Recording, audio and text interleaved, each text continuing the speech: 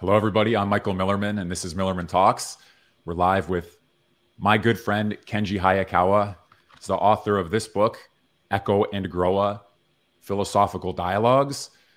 Kenji is a good and smart man. I had the pleasure of meeting him as an undergraduate at the University of British Columbia, where he stood out as an original, intelligent, careful, and creative thinker. And he still is really all of those things. If you go read Echo and Groa, it's an amazing book. So I want to give you a chance to talk about it and give us a chance to discuss it. Welcome, Kenji. Thanks for having me.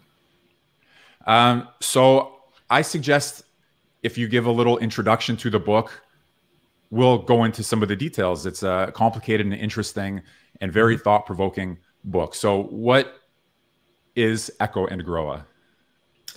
Okay. It's, well, like all books in philosophy that is written in earnest, I think it's very difficult for anyone to kind of give a fair summary of it.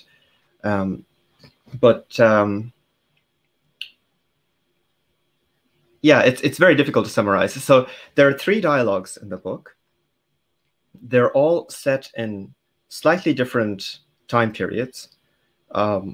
The first dialogue is set in 2011. The second dialogue is set in 1999, and the third one is not really a dialogue. It's more like fragmentary pieces of philosophical musings that have been found in an apartment in Iceland. Those three pieces represent very different, I mean, they're very loosely related. And this book was just my way of trying to figure out how those different trains of philosophical thought might be related. I guess another useful way of looking at it is that the first piece, so Groa, is really the speculative piece, the piece that, for example, responds to Heidegger's challenge in the contributions to philosophy. We might get into this in more detail, but in the contributions, Heidegger speaks of, as it were, two beginnings of philosophy and the temporal structure that each of those beginnings embody.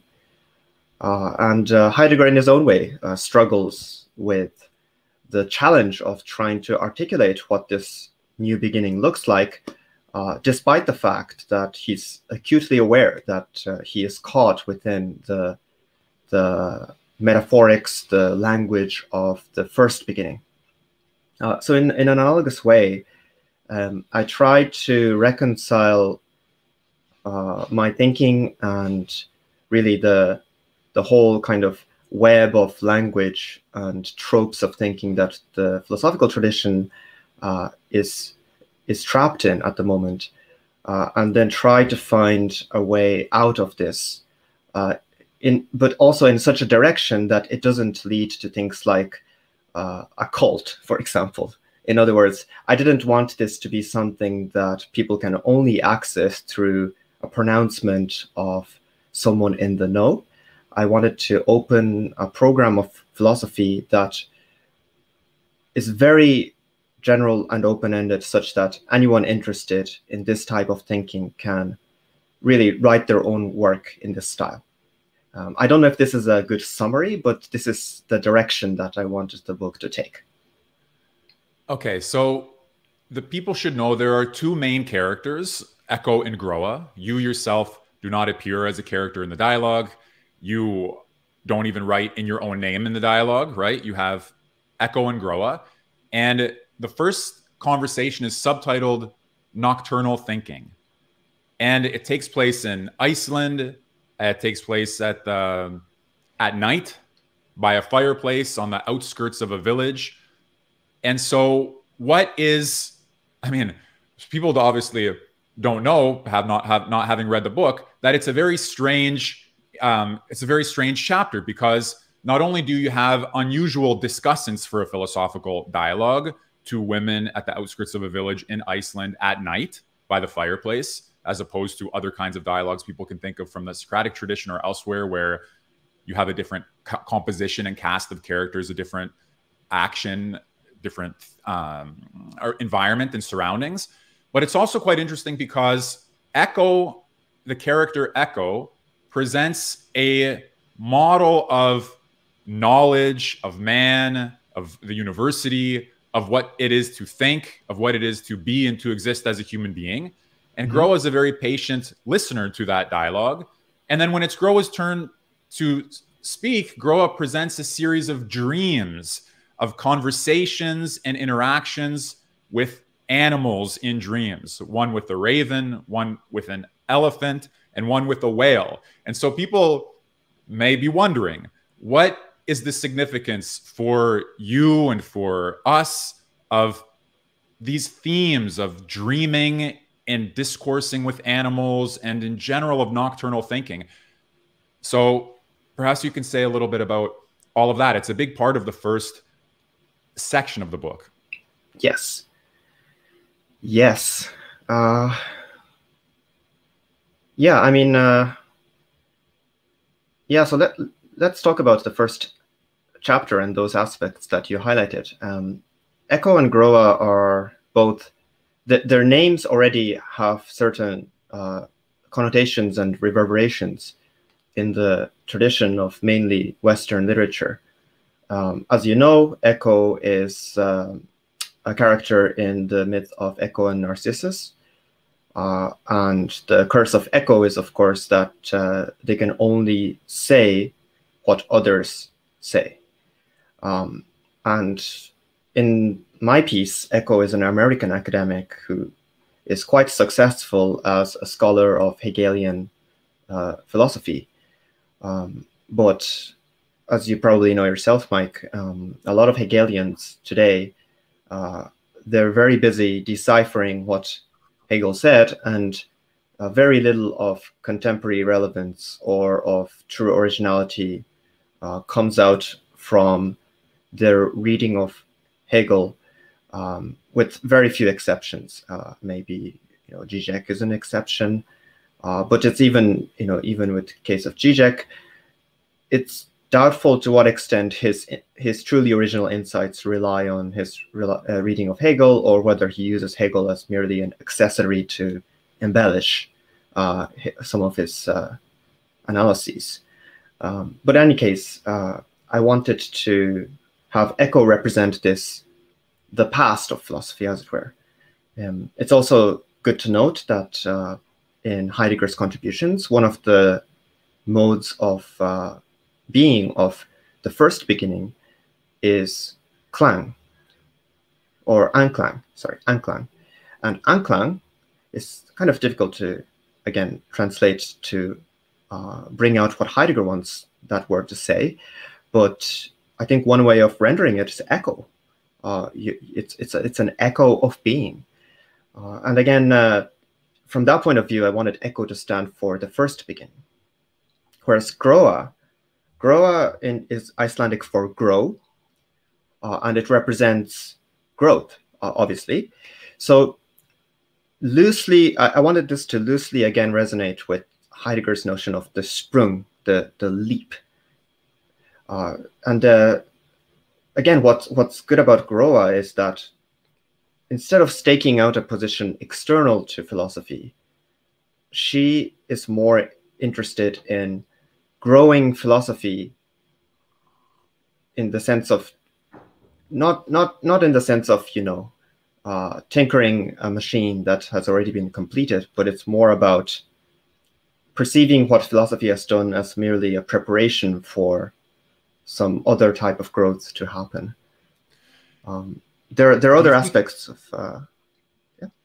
Is it fair to say that Echo and Groa then is a dialogue between the first beginning and another beginning of philosophy, or is that too much forcing it into the Heideggerian mold, or is that an accurate representation? That's a very accurate representation. And so, in your understanding, in the first chapter, is nocturnal thinking then the first entryway into what another beginning of philosophy might be? And how do you see that as being like or unlike Heidegger's own presentation of what another beginning might be? Because certainly you do not have in Heidegger's presentation of the possibility of another beginning dialogues, or I mean, if you can even call them that. They're so interesting the way you wrote them. In some cases, it's just an exchange of questions between the Raven and Groa. It's not even clear whether that could be characterized as a dialogue. It's some sort of something. But maybe even dialogue itself is a relic of the first beginning of philosophy. So is nocturnal thinking for you the entryway into another beginning of philosophy? Well, that was my hope. I don't know if I elaborated to the point where I'm actually convincing readers that this is one way of beginning philosophy in a different way. But that was the hope. And I think to even talk about nocturnal thinking as the other beginning, we need to first be clear on what the other beginning is. And I know you developed a course on the contributions, so perhaps that would be helpful for listeners to take a look at. But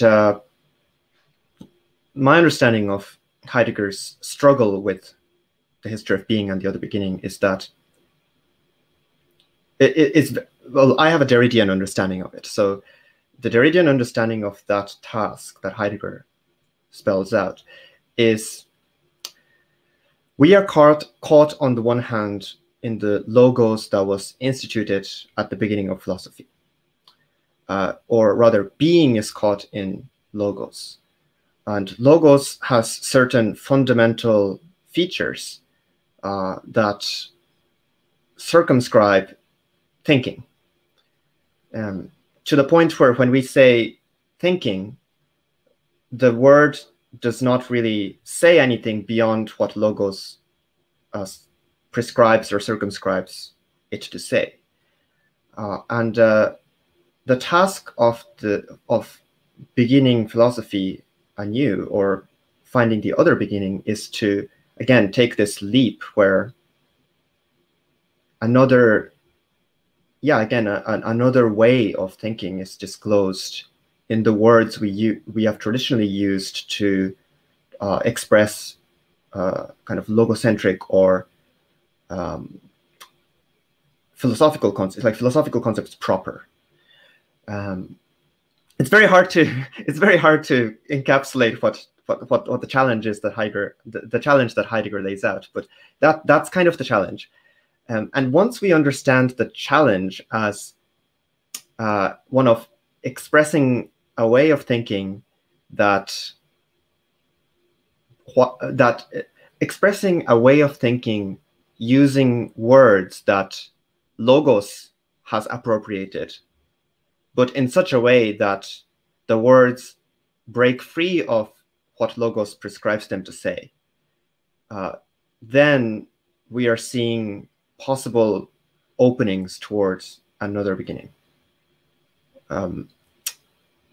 I don't know if this is... Yeah, no, that's helpful. So people who are watching this or listening should get a rough understanding that Heidegger and a project that you're working on and working within is about trying to think newly than we're used to thinking over the last history of metaphysics, roughly from Heraclitus to Nietzsche, if you make it like an episode like Heidegger does. But how do you do that using the words drawn from the tradition? How do you give the old terms a new, not just a new twist, but have them be like keys that open another door, a door that we have only become aware of at the end of the first history of metaphysics or the first history of philosophy? And in your book, again, for the people who are watching who haven't read it, in the first chapter, this happens, among other things, through 3 dialogues, or again, depictions of interactions with animals in dreams. So would you like to go over, or could you present for us or say something about each of those dreams? The dream with the raven, with the elephant, and with the whale. Sure. Yeah, again, I can see that you are struggling to characterize these things, these passages, and I'm struggling too, because it just presupposes a lot, including an understanding of what this challenge is. I mean, the reason why I didn't start with those dreams is because I felt the need at least to lay out the challenge that cybernetics poses to Okay, so philosophy. you're exactly right. I'm so used to thinking already about the other beginning, given all of the Yes. legwork, I have done and you've done independently on these questions. So let's take a step back. That's Mhm. well chastised and I think correct observation. And maybe you can say then maybe you can say more about cybernetics. In what sense does Echo represent a cybernetic understanding of the world? What is cybernetics? Why, in this view, is everything cyberspace, like he says? What is the picture of man in the world according to Echo, according to the first beginning, according to our inherited metaphysics, as you see it? Yeah, and this is so Echo's position has very little to do with what I think about the world. It's just what the world presents itself as to us today. So what is this presentation of the world? Well, the presentation of the world is something like the following. Insofar as thinking and knowledge goes, science will give you the best directions, orientations, tools to think about pretty much anything in the world.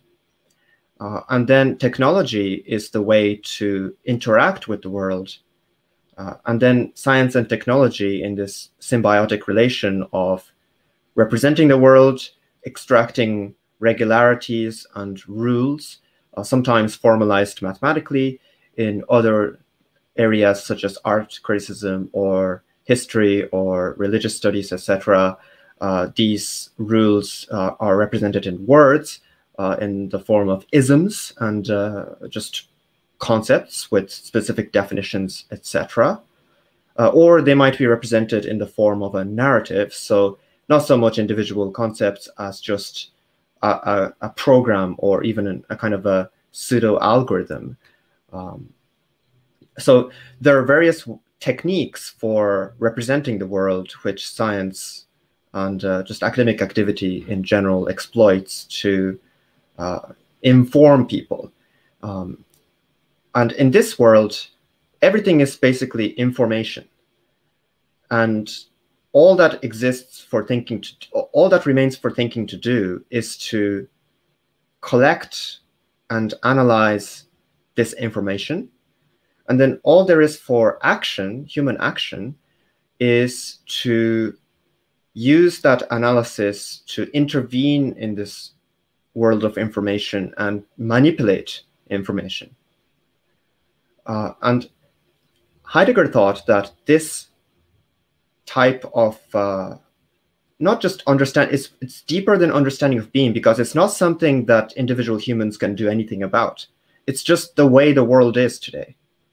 And Heidegger realized that the majority of works written in philosophy have fed into the creation of this world. And he also realized that in this world, thinking becomes through and through technological. And he called this regime of thinking that has become thoroughly technological cybernetics. This is a very idiosyncratic way of using the word cybernetics. It's a philosophical usage. However, it's, I think, an appropriate way of characterizing as it were, the true end of philosophy, which is that it becomes cybernetics. And not only is philosophical thinking cybernetics, but the world that has developed according to the principles of Western philosophy has become a cybernetic world, a world dominated by technological thinking. Kenji, if I could just interject for 1 minute, Yes. is machination or Machenschaft analogous here to cybernetics? Is that another term that a person can use, or do you see those things as distinct? Oh, Machenschaft would be that aspect of cybernetics that has to do with action. So where there was action, now there is manipulation. Okay, so the world has been interpreted or shown itself as organized information, a scientific approach, algorithms, calculation, and that is how the world presents itself to us now. And that's reflected in philosophical thinking. which sees, how did you put it, as its goal, this organization of information. Is that correct? Okay, go on. Sorry, I just wanted to clarify about the Machenschaft term, because when I was reading about cybernetics, I was wondering whether that's equivalent. Sure. So the first part of Groa lays out the consequence of cybernetics on the various traditional areas of philosophy. It starts off with ethics and goes through religion, science, art, history and politics, and then finally philosophy. And in each case, Echo stakes out a cybernetic position or a cybernetic approach to art, to politics, etc. And what underlies all of these approaches is kind of a fundamental nihilism concerning divisions and distinctions that we might make, or a priority that one position might have vis-a-vis others. So an example is a cybernetic approach to ethics basically says that as long as we are functioning and as long as our feelings are respected and our material well-being is protected, there's really nothing more that one is prescribed to do or called to do. One simply lives one's life by manipulating information according to the information one gains through various channels. And that's really all there is to life. And then one just passes away after 80 years, 90 years, 100 years of individual existence. So that is kind of the position that Echo represents. And I've given it the strongest possible presentation that I can give. And I should also note that I have no problem with, people who think that cybernetics is great and they should just continue existing according to this technological way of being. But it's just that when it comes to new avenues for philosophical thought, this culmination, basically, if you think it through, it implies that philosophy has done its job and it's no longer needed. One of the things that Echo begins discussing right away in the dialogue is the significance of death for human life. And he seems to be maybe materialist is too strong a word, I don't know, but he does not believe that there's a continuity between life and the afterlife. He thinks life ends for man when you die. And all forms of living past your death, including living through your ancestors or living through your work, living through your legacy, do not really hold much weight for him. So is it your view that, in your understanding, does the cybernetic presentation of the world, how does it treat, is that accurately capturing the cybernetic view of the world, that there's no existence after life, that life itself is a technical project? And the reason I'm cautious in calling it a materialism, even though that's on one hand what the temptation is to identify it with, on the other hand, Echo gives very competent expositions of Hegelian philosophy, which obviously is not reducible to any type of vulgar materialism. So I was wondering if you can address those things. And one last thing I just want to make clear, or ask you about at least, is that the nihilism that Echo represents does not come across as a destructive nihilism. It's not the nihilism of wanting to burn everything down. It's not a revolutionary nihilism. It is just an acknowledgement of ultimate meaninglessness, sort of, as concerns the limits of human life. So yes, probably asked 3 or 4 different questions there, but maybe you can comment on some of them. Well, I thought those were more just very good encapsulations of Echo's position rather than a question. I agree with what you just said. Well, let me...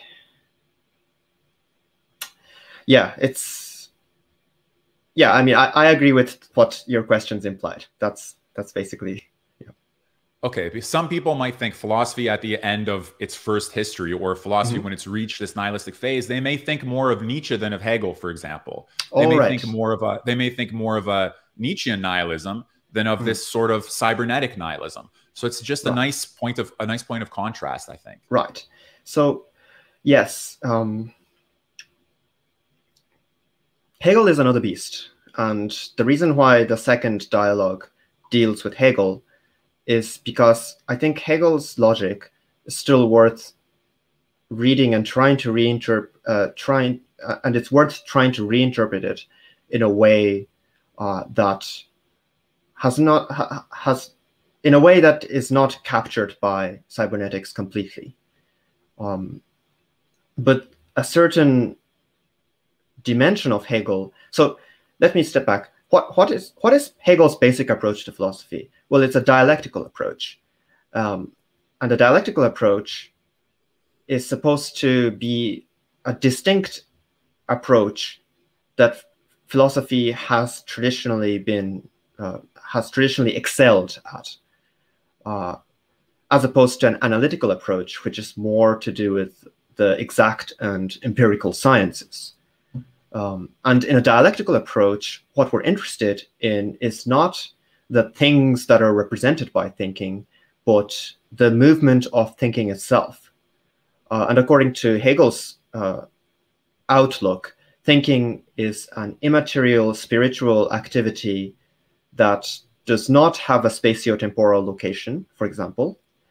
And therefore, whatever that happens in thinking automatically overlaps with all the other things that thinking is capable of doing.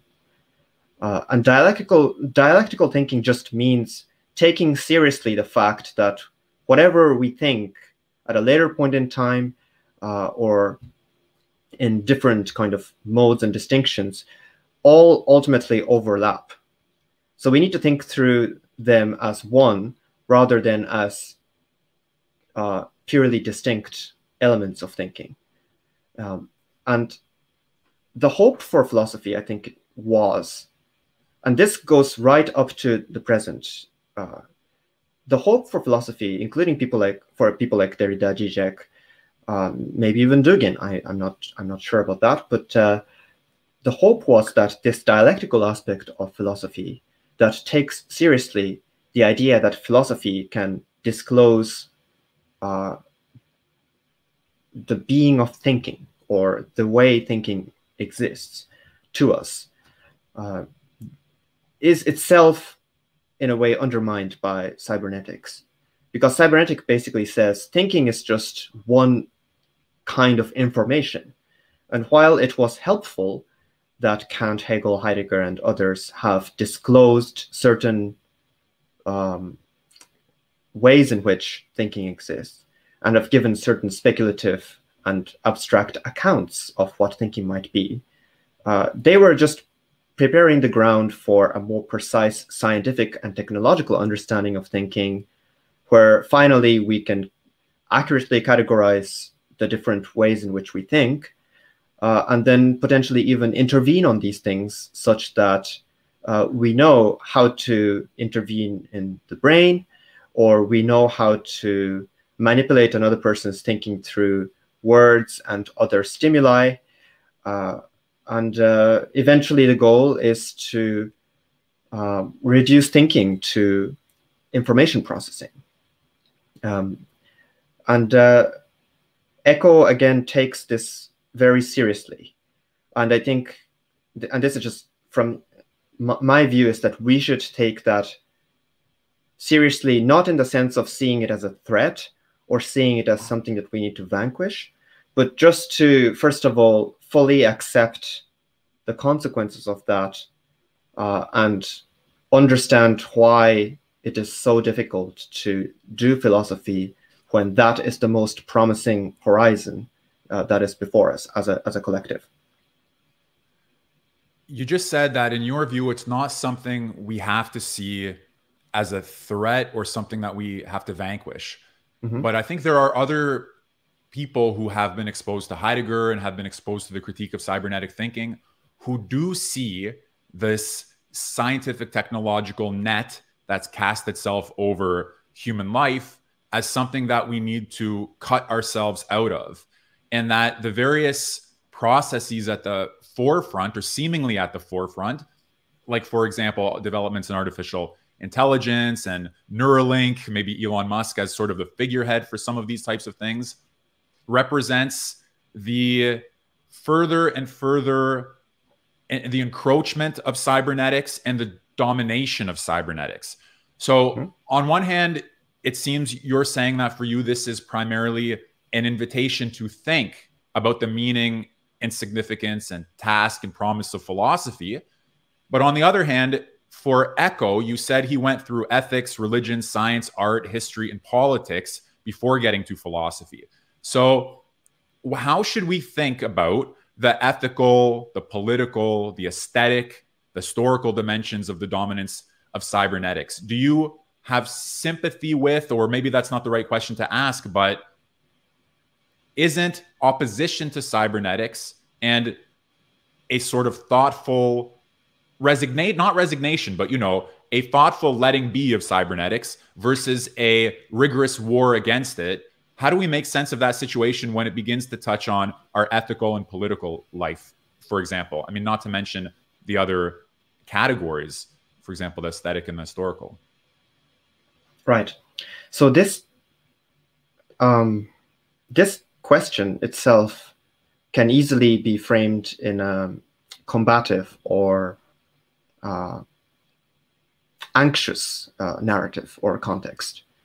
In other words, by asking, how should we think about the implications of cybernetics in those, let's call them intellectual areas, vis-a-vis our practical life, we're already asking, well, we seem to be presupposing that on the one hand, there is something to practical life beyond cybernetics that is being steadily undermined by a cybernetic mode of thinking that is germinating in the more intellectual domains of life. And I think this just gets the history of this whole cybernetic dominance of the world kind of upside down. In fact, technologies and the science that made the development of these technologies possible came first. People started living as technological beings. And then later, art, religion, and so on have caught up to the idea that maybe even intellectual domains like art and religion are not only not immune to cybernetics, but actually can be reformed in a very radical way if they also welcome cybernetics. So this also explains the kind of explosion of new religions that seemingly have no connection with the traditional major religions. Or in art, there's an explosion of automatism, Dadaism, the idea that the intention of the artist is not sacred or not privileged. That art, for example, in John Cage, the only distinction between music and sound is one's capacity to understand a given kind of sonic element as music. If one does not have the capacity to understand that element as music, then it presents itself as sound. But merely by willing to take it as music, it becomes music. So in this way, the intellectual domains of life have appropriated cybernetics, and in a very complicated relationship, became cybernetic themselves. And then, it's just that's where we are. This world is just dominated by this technological way of being, and it's just, for me, the only interesting question is, what is there for philosophy to do that is not deceiving itself or deluding itself into thinking that it is somehow outside cybernetics. But nocturnal thinking, as represented by Groa, seems to be outside of the, how can I put this? Groa and Echo to a certain extent, because Echo mentions Socrates and James Joyce and Bjork and some other people I haven't heard of as Angela potential Grossman. Angela Grossman, as people who are outside of or who escape somehow the bonds of cybernetics, or maybe escape is again too active a verb to use there, but people who fall outside of the net of cybernetics, and that there's some hope that Joyce and Socrates, as opposed to, people should know, Aristotle, for example. It's not only Hegel who represents the cybernetic approach to the world. Aristotle gets named as not a culprit, but as a figure who should be understood in cybernetic terms, and the university also as the organization of information. And yet you have figures like Socrates and Joyce, and you, of course, have written a dialogue. I can't call it a Socratic dialogue, but Socrates appears in the dialogue, so it's called Socratic. And you've done much work on Joyce as well. So clearly there's some desire to, I mean, it seems to me that there's some desire to see what's on the other side of cybernetics, what's available outside of a cybernetic world interpretation. And I was wondering, what is it in us, or what is it in you? What is it in Socrates and in Joyce and in Angela Grossman and in Bjork that has the ability to pass beyond the prevailing world interpretation without wanting to annihilate it, but also without being captured by it?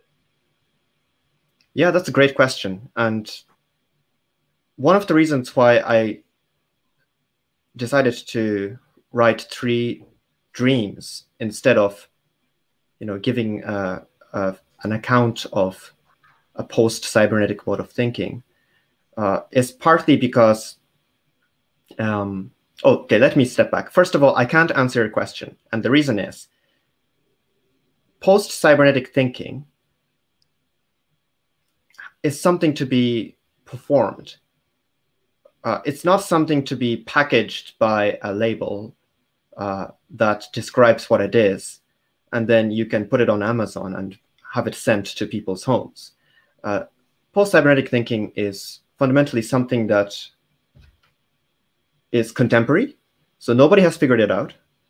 We are performing it to a certain extent, but we are also very much struggling to perform it well, as it were. So if you hark back, if you go back to Plato's dialogues, or even Socrates, they were not giving an account of how Socratic thinking works, for example. They were simply performing philosophical thinking in a Socratic spirit. So in the same way, nocturnal thinking is an invitation to think in a certain spirit that is, in some sense, post-cybernetic. But more importantly, it is an attempt to do philosophy while fully acknowledging and being aware of the dominance of technological thinking, and how much of what passes as philosophy today is merely a species of technological thinking. So the question becomes, well, okay, that's all fine, but how does, I mean, maybe people still want to know, well, how does nocturnal thinking performatively take us beyond cybernetics?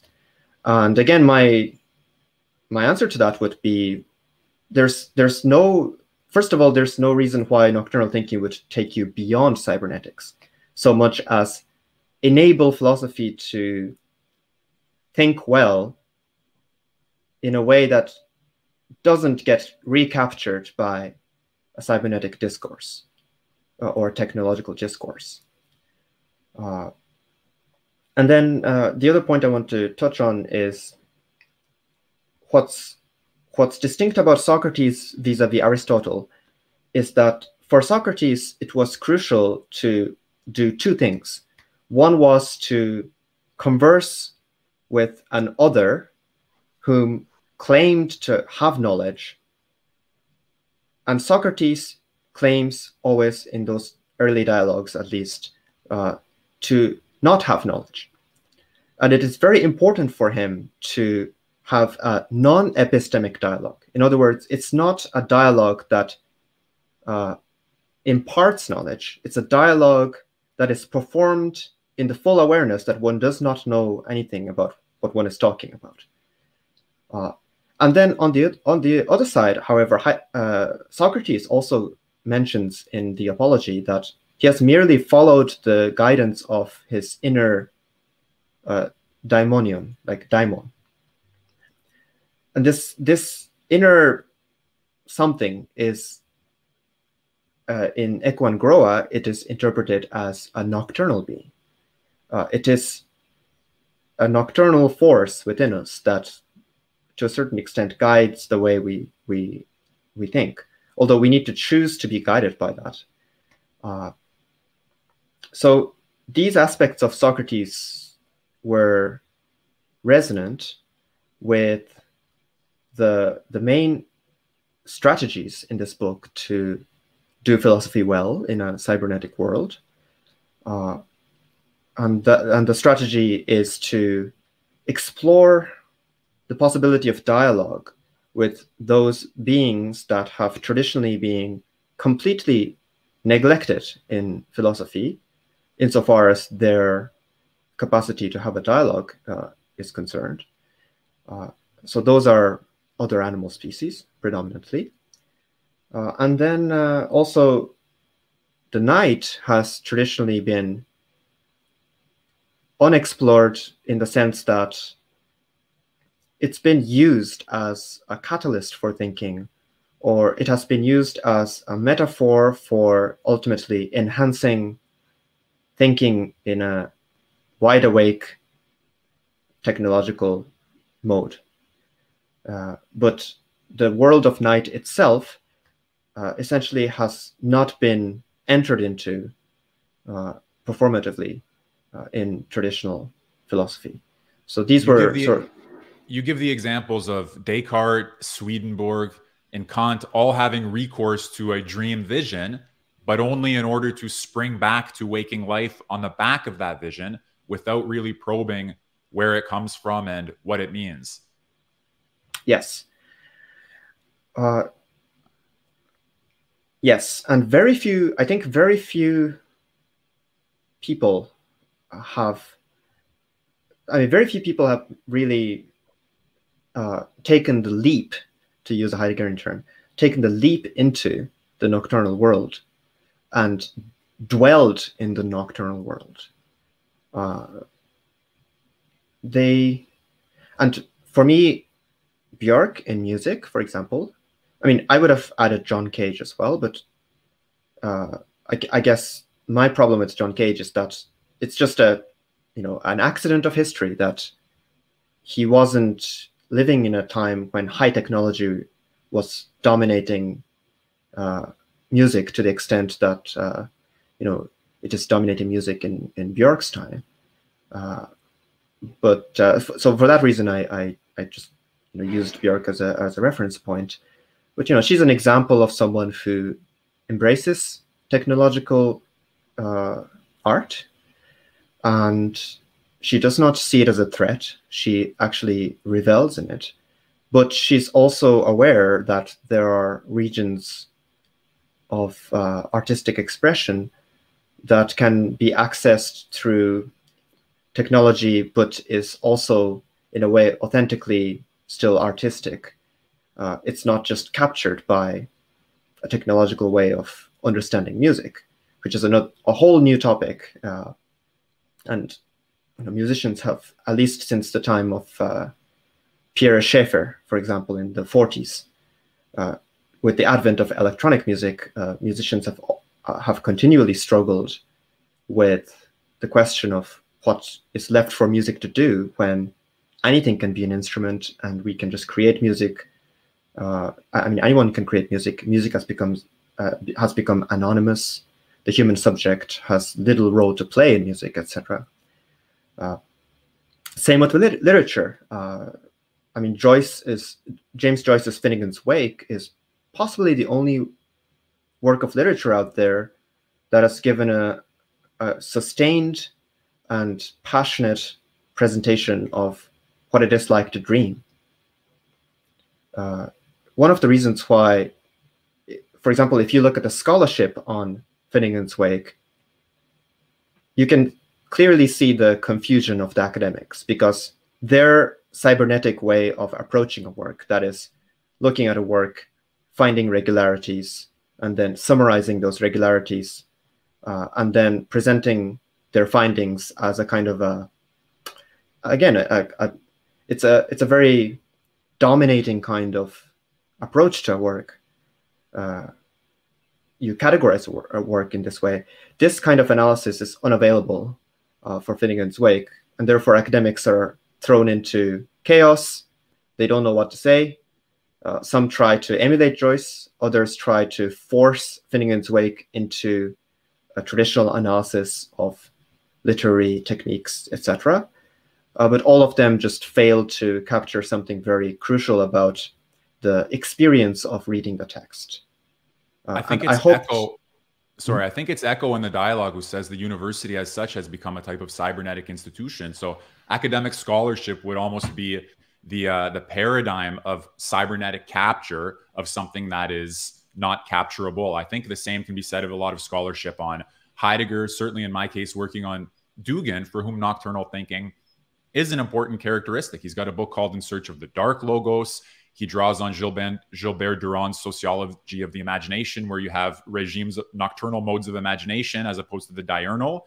So there too, though, it's not easily appropriable or understandable by the institutions of, by the cybernetic institutions, by the academia, by the scholarship. I just want to add too, for people who are listening, that Joyce is not just an example for you of somebody who falls outside of the prevailing mode of world interpretation, but you also have more direct, how could you put it, involvement with Joyce's life and with his work. Do you want to say anything about that, or no, just so that people understand your involvement with Joyce as a figure? Well, I mean, I can mention the fact that I used to volunteer at a small chemist in Dublin called Sweeney's Chemist. It's a chemist that features in Chapter 5 of Ulysses, and it's one of the few locations in Dublin that has been preserved as it was when Joyce was writing his works. We hosted readings of Joyce's works every day. We welcomed tourists from all around the world. A lot of local Dublin regulars also came to those readings. And of course, after the reading, we would go to our the office, as we refer to it, just a pub, and we will have our obligatory pint as we talk about what we read for that week and so on.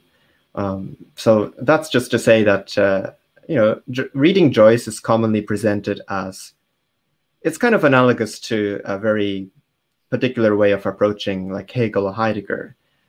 People think Joyce is a genius, which to an extent he was, but then they think that the text should be approached as if it's some kind of sacred work, and we should bow down to the genius of Joyce and take every line seriously, etc. But if you actually read the work, and also I highly recommend Performance by the Irish National Radio Station, the RTE. If you just go to Google, put in RTE Ulysses podcast, radio, there's a brilliant performance. Once you listen to that performance, it becomes very quickly apparent that Joyce was just having a lot of fun writing this book, and it's simply wrong to take everything in this sober Apollonian way. You should very much look at Ulysses and Finnegan's Wake as Dionysian works. So that would be the main kind of points, and just to encourage listeners to read Joyce. If you haven't yet, then you are missing out. I can say that because, unlike other authors, which in my view are optional, Joyce really defines 20th century literature. And a lot of what people have done after Joyce are to use a Whiteheadian way of looking at it, it's just footnotes to Joyce, or an inferior copy of what Joyce already has done.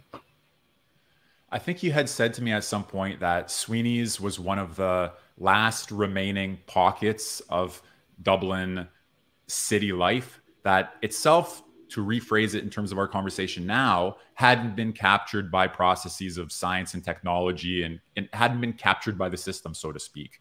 So is that a good way of looking at it? And what other kinds of practices, like a reading group in a location like that, or listening to a piece of music by Bjork or something, do you think give us a practical outlet from the world of capture? So someone I used to read a long time ago, before I knew a lot of scandalous details about his life, which will bracket the question of how important that is, but he had the idea of a temporary autonomous zone. In other words, little pockets that fall outside of systematic capture. And it sounds like, besides just thinking through the meaning of philosophy in our end of philosophical history or in our age of cybernetics, it also is important to think about human interaction, about love, about experiences, about how to live in a way, not just think in a way, that is not, okay, suffocated would be my loaded term, but that is not enmeshed in that structure. So when I hear you talk about the reading group and Joyce and this location, it all seems perfectly suited to be a model of nocturnal living, so to speak, outside of the systems. And I'm just wondering if you have other thoughts on, is that the way you see it? And what else do you think is a practice that people can, not like that you're recommending practices, but where do you see other pockets like that in the world today for nocturnal living, so to speak? Well, first of all, I don't think authentic pockets of post-cybernetic living exist in this world. They're mostly just apparent. I mean, for example, it's true that Sweeney's is not captured by a much more kind of packaged and, accessible version of Dublin, which has become, constructed really over the last 20 years, where it's basically no longer Dublin. I just call it Dubneyland. You can go to an Irish pub attraction, or you can go to a literary museum attraction, but those are no longer things that people, that those are not the same as pubs and public institutions that were part of Dublin life. These are commodities that are produced for the consumption of foreign tourists. Whether that's a good thing or a bad thing is a different question. People tend to judge against those things, but I think it's always a double-edged sword, because it also brings in people from the outside who, if we navigate this properly, then I think this could be the beginning of something, a different way for Dublin to exist. So it's not. I'm not saying that this is a bad thing, but it's just apparent that it's just a surface phenomenon that Sweeney's happens to have been preserved the way it was back in the day. And the reason I say that is because people won't be coming into Sweeney's if the simulacrum part of Dublin did not exist. I mean, and arguably Joyce wouldn't be as vigorously read in Sweeney's today as it would have been if none of the other fake Dublin did not exist. So there's this complicated relationship of supplement where the simulated Dublin, or Dubneyland, supplements Sweeney's and makes it what it is today. What I would recommend to people who are interested in breaking out of cybernetics, although I would also question the desire to break out, or this urge that one might feel to break out, I would question that itself. I mean, why would you want to break out? You want to think about that seriously first. But let's say you want to break out. Look for, I mean, it depends on what you do. I mean, if you're an artist, if you make music or if you write literature, then the way you want to break out is going to be very different from if you want to engage in philosophical thinking. So I can only speak for philosophers. But if you want to do philosophy and you're looking for a concrete, practical way to think well in a cybernetic world, then I would suggest taking seriously the omissions that have been made in the history of philosophy, and then just stake your, place your bets in those omitted areas. That's exactly what I did. I mean, nocturnal thinking is not a metaphor in my case. It's literally thinking in the night. I mean, it's the dream is part of the dialogue, because for me, dreaming is a way of thinking that has just been ignored or distorted or have been used merely as a means to an end, and has never been considered as something intrinsically worth elaborating. And it's the same with other animals. I mean, ravens and elephants and whales all have they have a very high capacity for intelligence, and this is, recently been increasingly become kind of a convincing position to hold within the cognitive ethology literature. Once you acknowledge that there are beings out there that live radically different lives to Homo sapiens, and once you realize that philosophers have never seriously tried to imagine a dialogue with those beings, then you start to wonder, well, is there some necessary connection between the exclusion of those beings from the philosophical discourse and the way cybernetics is dominating today? We treat animals as manipulable beings, and we treat them in a very nihilistic way as well. What if this way of treating them is counterproductive to philosophy? And what if we should treat them instead as part of a broader society of beings where they disclose new ways of thinking for us through the medium of dialogue?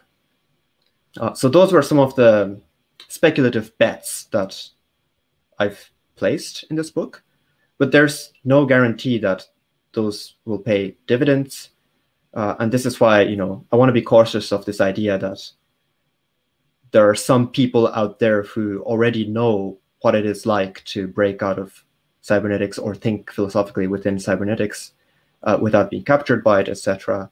I don't know, and I don't think there's no quick and easy answer to how to do that. You treat all of these topics with great sensitivity in the book. I remember one exchange between Echo and Groa where I think it's Echo who suggests that animals themselves perhaps escape cybernetics or are non-cybernetic creatures. And therefore, once we begin to think about animals, then we have quick access, a quick escape. By thinking about the raven or the whale, you're outside of cybernetics immediately. And then, of course, the other dialogue partner says, well, no, there's still cybernetic creatures. There may be something that we can learn from them that's different from what we know, but it would be too quick and too easy and not correct to slot them outside of technology, to consider only the human being a technological creature. So that's something that you treat with sensitivity. Something else that I think is pretty funny, but also pretty important, is the transition from what is discovered in nocturnal thinking, or not even discovered, but the intimations and hints and impressions of nocturnal thinking,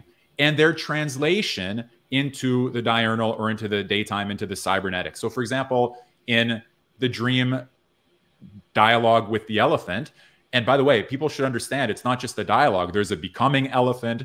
There's ones regarding oneself as an elephant in the dream on the basis of Descartes. So even to call it a dialogue is really not just to simplify, but to distort what's actually happening in that exchange, which is all very important. But I think it's Echo who suggests branding dream discourse with elephants as, what is it, loxodontology, with reference to the Latin name of that elephant species. So the idea that you're going to take the dream world, access it, bring it back up, brand it, and run with it, like you said, sell it on Amazon, I think is not only funny, but also pretty important, because one of the things that Echo mentions about his turn or his openness to nocturnal thinking is he says, I used to just live the grind of the student who has bills to pay and nobody's reading the books and this whole problem, right? And the nocturnal, in some sense, is an escape from the drudgery of having to think in the daytime, from having to pay your bills and have an audience and sell your books. Like I'm of two minds whether I should even send people to work to my programs where they can buy them online, because it's a real conflict, truly, right, between wanting to think and wanting to, you know, thrive and survive in the regular world. And that's something that comes out in the book itself. So one of the questions I wanted to ask you, and this I really learned most of all from Derrida. I think when I was working on my studies of Heidegger, Derrida was the biggest insight for me here. But the need, and this addresses Lonesome George's question about return to a certain extent, it's the need to operate on the threshold, to go back and forth like you're crossing a border from the nocturnal to the diurnal, and to sort of be always engaged in, smuggling would be a crude way of seeing it, but translation of bringing ideas, and not just ideas, but again, impressions, insights, tastes, flavors, and all of that back and forth across the border. So besides the conceptual geography of doing that, you also, I know, have written about translation in philosophical texts. You yourself are a translator, and you've studied these issues and these questions from many different perspectives. So maybe you could say a little bit about that, about the liminality between the nocturnal and the diurnal, and translation of ideas, both in that geography and just in philosophical speech generally. Right. So to begin with, I think you've given a very eloquent description of how a Derridian might understand what's going on in especially the elephant dialogue. However, I would caution first by saying that the way you characterize it is exactly technological, because you've actually very neatly laid out the schema that could be used to interpret what's going on. And then this gives you a set of rules. For example, remain at the border between day and night, engage in these strategic exchanges, what you called, smuggling, which I like. Like it is kind of smuggling nocturnal elements into the day and vice versa. These are all fine, but you're already in a cybernetic mode because you're following rules that have been prescribed by a schema. This is something that philosophy does all the time. And that's the true struggle, is to think in a way that does not fall into a kind of an automatism of following rules or respecting a pre-given schema. The other thing is that, again, the becoming elephant of Echo is not this kind of, pseudo leftist, like, oh, I take myself to be an elephant, therefore I'm an elephant. It's more like you literally become other animals when you kind of become self-conscious in a dream and you look at your body and you're not a human, you're something else. In that situation, you actually are more of an elephant than a human if you become an elephant in a dream. So I want to again caution against an interpretation of dreams that takes it merely as a metaphor for understanding what might take place in the day. I would encourage listeners, readers, to take these traditionally neglected regions, neglected by philosophy, take those regions as literally as possible and think through what it is like to think in those regions. And one of those things that I've discovered when thinking in dreams in a nocturnal mode is that you become what you like. There's no distinction between appearance and reality, as it were. Like, you become an elephant if you find yourself as an elephant in a dream. It's not like you're a human and then you take yourself to be an elephant. So that's just a kind of a asterisk to what you just said. But moving on to translation, that's a whole new bag of problems, as it were. But I mean, I guess, you know, as a friend, I can tell you that my publisher in Japan has just released a new book. It's a Japanese translation of a book by Yanis Varoufakis. It's called The Global Minotaur, and it basically is a work of economic history with great literary ingenuity, which was the reason why the book was so attractive to me as a translator, even though it's already about 10 years old. It was first published in 2011. But my publisher, you know, gracefully agreed to get the copyright and start working on a translation of this book.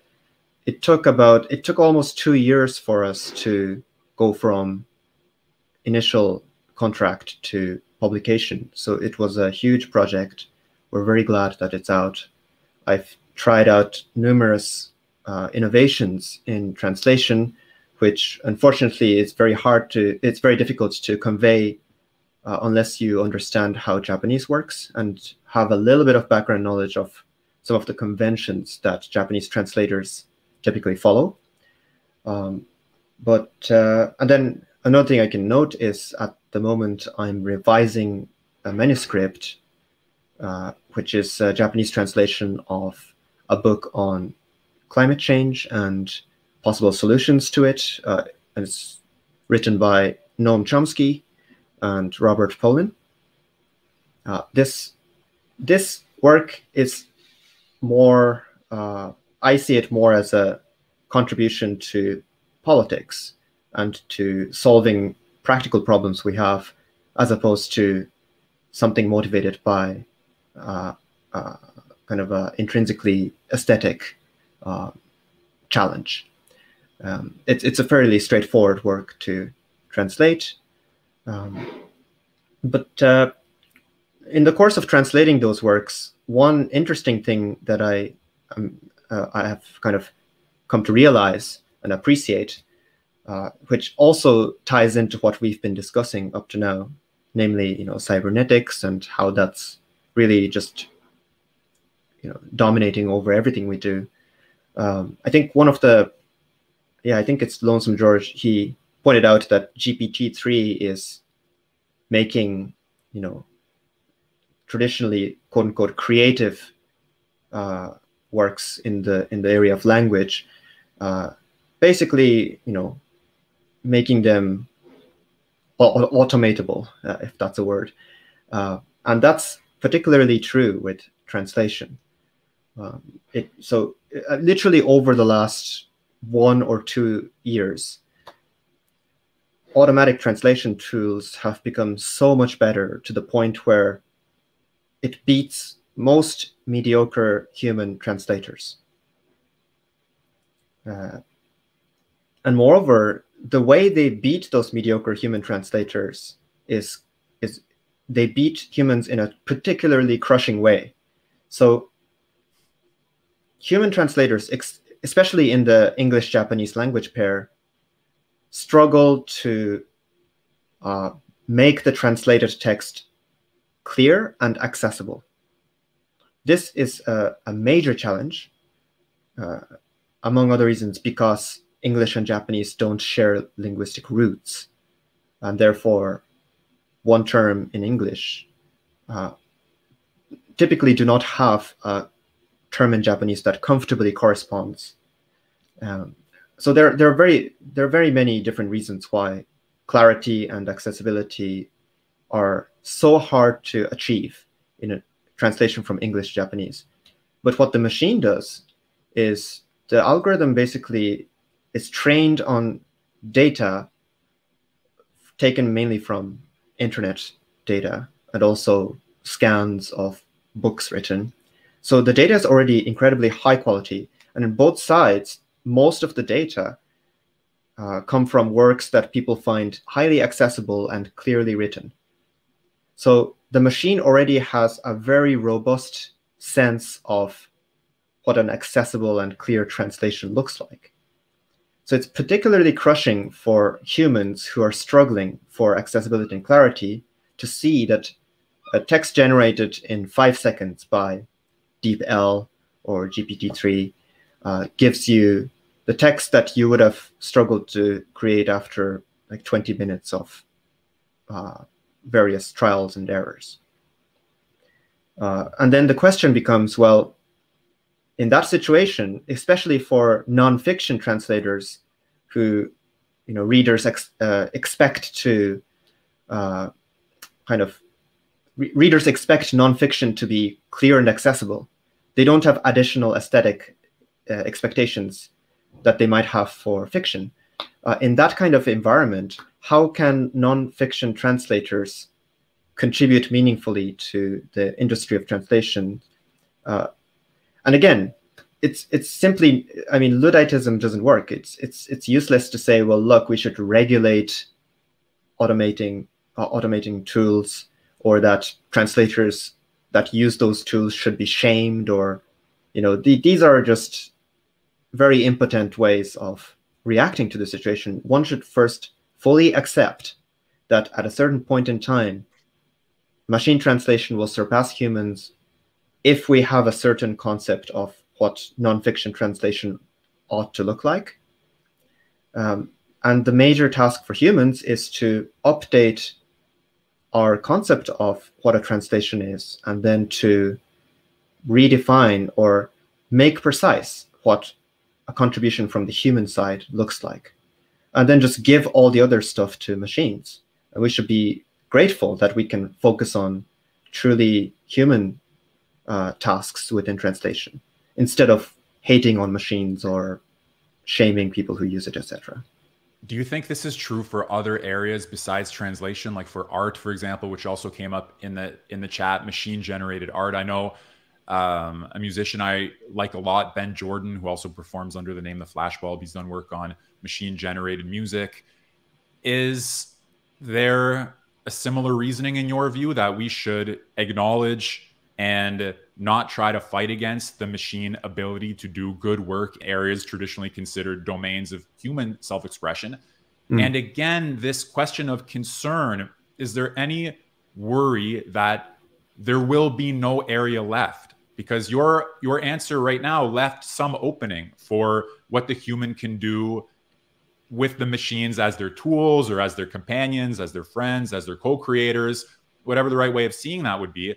But is there a worry that there will be no more room left for the human spirit, or rather that we will see the human spirit never was anything other than this set of capturable algorithms across all the fields of importance to us? Yeah, the last point you made is very important and worth taking seriously. I broadly agree with this idea that what we're discovering today has implications for what people in the past have thought about our human experience. And yes, I agree that, for example, in music, when maybe not in modern music, but certainly in traditional forms of music, like traditional Irish music or traditional Japanese music, or traditional Greek music, etc., there was an understanding that there was an element of the divine that goes into the act of creating and performing music. But there is a total disillusionment of this. Forgot who it was, but there's a sociologist who actually talks about this in detail, the disenchantment of the world. And machines have contributed in a major way to disenchanting the world by emulating what humans do, and in some cases surpassing humans in very significant ways. And my general advice for those who are struggling with the question of automation is first to fully accept it. History shows that it's just futile to fight against technology that tries to emulate human activity. A much more productive way to approach this is to redefine what that task looks like for human beings in the wake of automation. So again, I can only speak from the point of view of translator because I don't have any experience with other areas. But in translation, you can understand translation as a function where the input is the source text, and the function gives the rules of transformation for substituting those symbols with symbols in the target language. And then the output is the target language. And the majority of natural language processing research goes into developing this function so that the output becomes something that humans accept. So it's essentially like just one big Turing test in translation.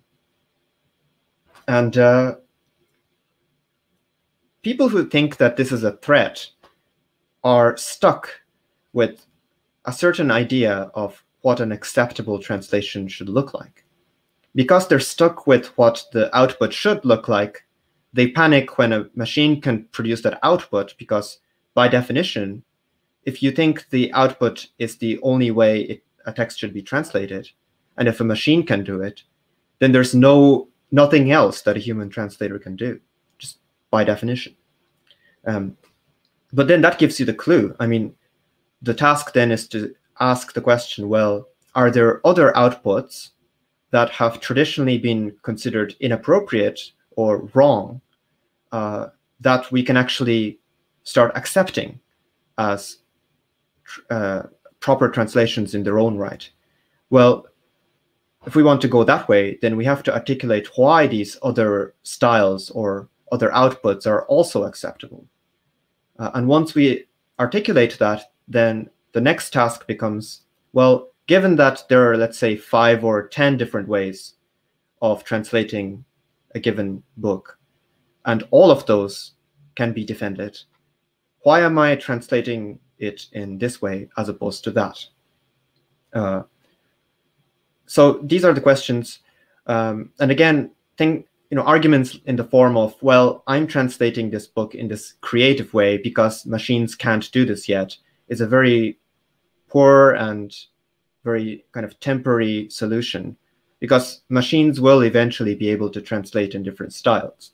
So if your argument is that machines cannot do it, therefore I'm doing it, then it's just a matter of time before that argument's shelf life just expires. So the truly interesting part is to justify the choice of output in a way that is, in some sense, independent of whether a machine can emulate your task or not. This is a very abstract way of putting it, so I don't know if it's clear enough, but that would be my general orientation on this issue. One question on the automation issue, I'm just wondering, because you have translated Andrew Yang into Japanese, is that correct? Or yeah. And automation was one of his big issues on the campaign trail. Do you see the specific political issue of automation that he treated in his solution as universal basic income as applicable to these creative domains as well? Do you think there's a place for policies that support creative human self-expression in areas where there's the improvement of automation technologies? Yeah, and the issue is treated in some detail in Andrew's book, The War on Normal People, which I highly recommend if anybody hasn't read it yet. And just to note, neither Andrew nor myself think that basic income is a solution to automation, because, as critics rightly point out, automation is much more than just losing one's means of putting bread on the table. Unemployment or the automation of whole areas of human activity leads to not only the loss of income, but displacement in all senses of the term. And this is how Andrew defines the problem too. He calls it the great displacement, losing one's place in the world, essentially. So basic income is just addressing a very particular aspect of the Great Displacement, which is the loss of income.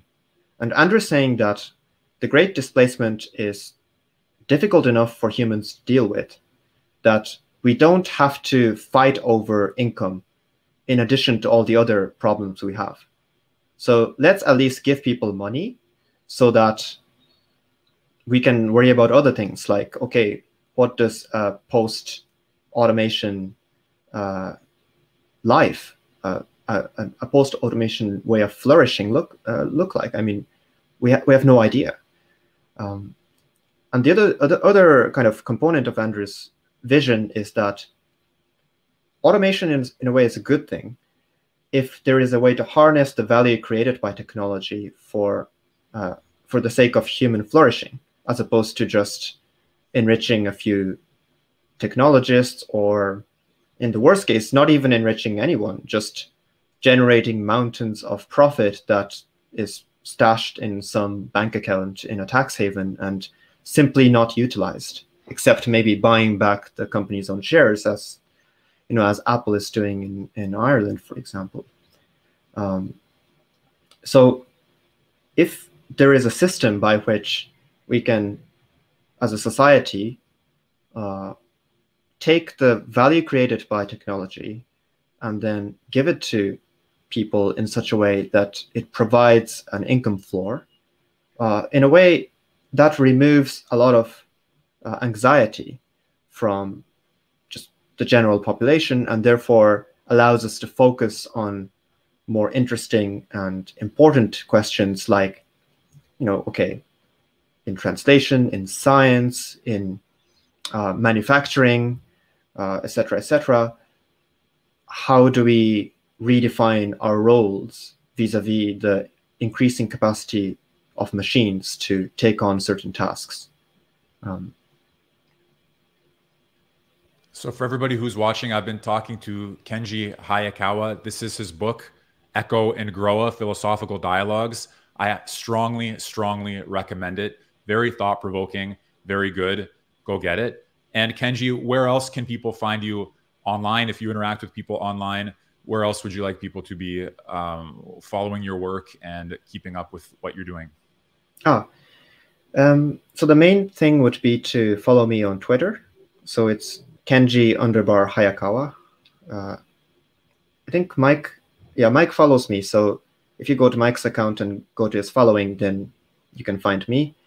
And what I tweet, so I have a policy of just keeping my tweets to very specific things.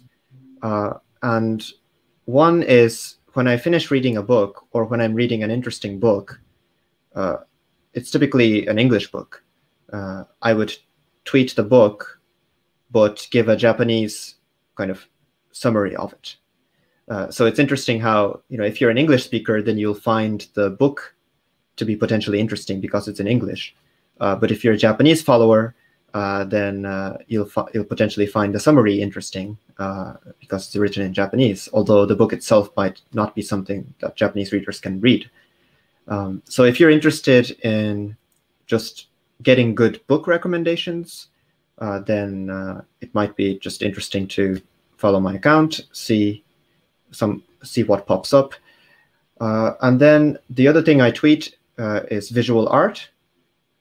So I don't know if you are familiar, but in Twitter, there's a whole community of artists, mainly photographers, but also painters and digital artists, who have kind of formed a network, and they share each other's visual art on Twitter. What's interesting about their movement is that instead of seeing the features of Twitter as an impediment, so for example, traditionally maybe artists would feel, well, if my great painting or my amazing photograph is presented in this small box that just appears on someone's feed, it's demeaning, or it fails to capture what the work is, etc. Like, this was the traditional approach, but then these visual artists actually see the smallness and the ephemeral nature of tweets to be symbiotic to what they're trying to do with visual art. So I share works by these artists who use Twitter in this very symbiotic and affirmative way. So yeah, if you follow me, you'll get maybe 3 tweets or 4 tweets a day, one about a book, and then 2 to 3 pieces of visual art. And so yeah, if that's something you're interested, then yeah, follow me. Great. And if people search for you, I know there are some essays of yours, academic works on Collingwood and on the translation of Hegel. So everybody should go have a look at what you've written, what you're writing, what you're tweeting. Kenji, it's been my real pleasure to talk to you, to have you on the channel. I am eternally grateful that we had the chance to meet at the University of British Columbia. I love your book. I love talking with you. Guys, read Kenji, follow Kenji, and think about what he had to say in our conversation today. There's so much here that is, as Groa said about his dreams, an invitation to think. So Kenji, thanks so much. And everybody, see you on the next program. Thanks, Mike.